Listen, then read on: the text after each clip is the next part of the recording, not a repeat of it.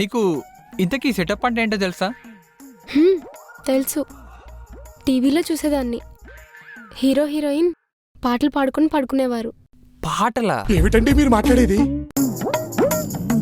ఈ జనరేషన్ అమ్మాయిని ఏమంటే దేవుడు నాకు అమ్మ కలనట్టు అమ్మాయిని ఇచ్చాడు. మీ కష్టం పగవాడికి కూడా రాకూడదు గురుగారు. ఇప్పుడు శోభనం అంటే చేతులు నలుపుకోవడం, పాలు తాగడం, పళ్ళు తినడం అంటావేమో.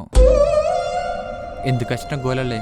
ఈ కార్యక్రమాన్ని ఇంతతో ఆపి ముసుగుదాన్ని పడుకుందాం. సర్లే, ఎన్నెన్నో అనుకుంటాం. సర్లే, ఏముందిలే, ఇంకా పడుకో.